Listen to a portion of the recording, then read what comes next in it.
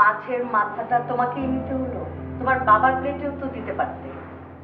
মানে সারাটা দিন মানুষটা হাড় ভাঙা খাটুনি খাটে, আমাদের এতগুলো মুখ খাওয়ায়। না থাক, ওটা এখন তুমিই খাও। তুমি প্লেটে নিয়ে ফেলেছো, তুমিই খাও। তোমার আগেই চিন্তা করা উচিত ছিল। জুই, বেগুন ভাজাটা তোমার হাত দিয়েও নিতে পারতে, ভাই তুলে দিতে হলো।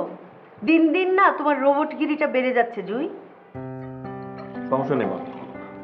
সমস্যা নেই কেন? অবশ্যই সমস্যা আছে। বড় হচ্ছে না জ্যান্ত রোবট।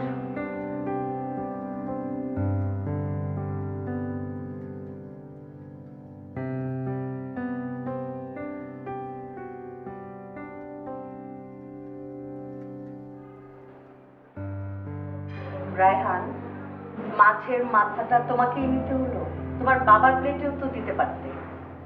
মানে সারাটা দিন মানুষটা হাড় ভাঙা খাটুনি খাটে, আমাদের এতগুলো মুখ খাওয়ায়। না থাক, ওটা এখন তুমিই খাও। তুমি প্লেটে নিয়ে ফেলেছো, তুমিই খাও। তোমার আগেই চিন্তা করা উচিত ছিল। আসলে আমাদের সবার মুখেই খাবার জুটে ওনার কারণে, তাই না?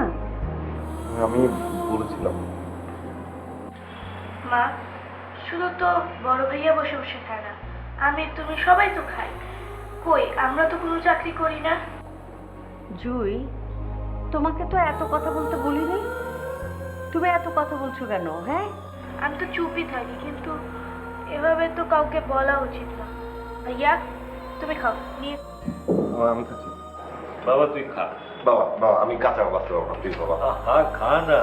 শ্বশুর বাড়ি গিয়ে যদি মাছের গুঁড়ো খেতে দেয় তখন কি করবি? হ্যাঁ হ্যাঁ, আমি সেটাই তো বললাম যে পাতে যখন তুলে ফেলেছো খাও।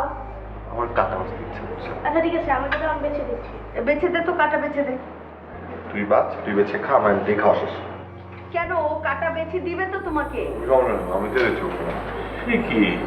যে আমি কিছু একটা বললেই রাগ। দেখলি তো আমার কথা হজম হয় না। আমার খাওয়া শেষ, পেট ভরে গেছে।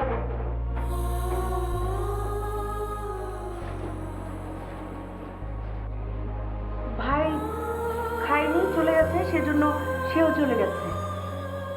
মানে আমি সবার একটা শত্রু। একজনের আপন মা, আরেকজনের সৎ মা, দুইজনের কাছেই আমি একটা শত্রু। তুমি বসে আছো কেন? তুমিও চলে যাও, তুমিও খেও না। আমি খাবো না।